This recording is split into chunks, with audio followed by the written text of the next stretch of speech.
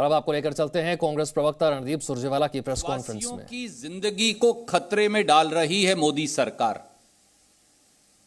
बातें बनाने और टेलीविजन पर आने से आपराधिक लापरवाही के जख्म नहीं भर पाएंगे।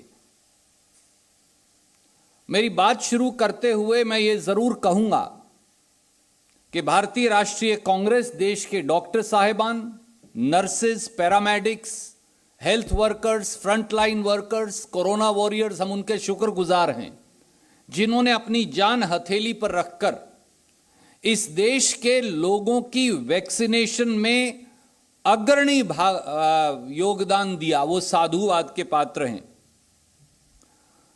पर मोदी सरकार क्या कर रही है? दिशाहीन नेतृत्व, बिना नियंत्रण वाली सरकार,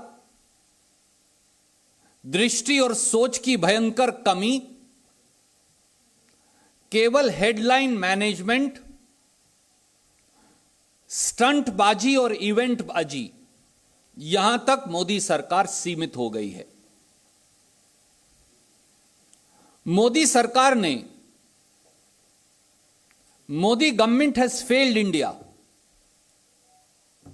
याद करिए, कोरोना की पहली और दूसरी लहर में मोदी सरकार ने हमारे प्रवासी मजदूरों को किस प्रकार से पलायन और कई बार मौत की घाट, मौत का फंदा चूमने पर मजबूर किया। मोदी सरकार ने देश के गरीब को, जिसकी जेब में पैसा डालने से इनकार कर दिया राहुल गांधी जी, सोनिया गांधी जी के कहने के बाद, किस दोराहे पर ला खड़ा किया।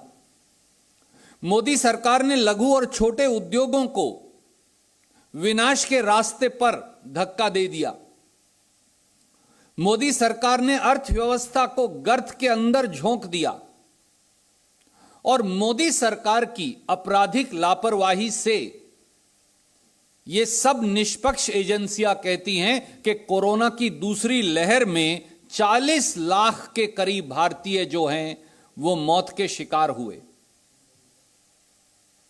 यह इसलिए हुआ कि मोदी सरकार हर बार जिम्मेवारी से पीछा छुड़वाने, कोरोना टीकाकरण को लेकर बार बार नीतियां बदलने, कोरोना की रोकथाम के बजाय खुद के महिमा मंडन और रैलियों और चुनावी गोटियों को प्राथमिकता देने, प्रांतों पर दोषमढ़ जिम्मेवारी से पीछा छुड़वाने, इस प्रकार की आपराधिक लापरवाहियों से देश के लोगों की जान से प्रधानमंत्री माननीय नरेंद्र मोदी जी और उनकी सरकार ने खिलवाड़ किया है।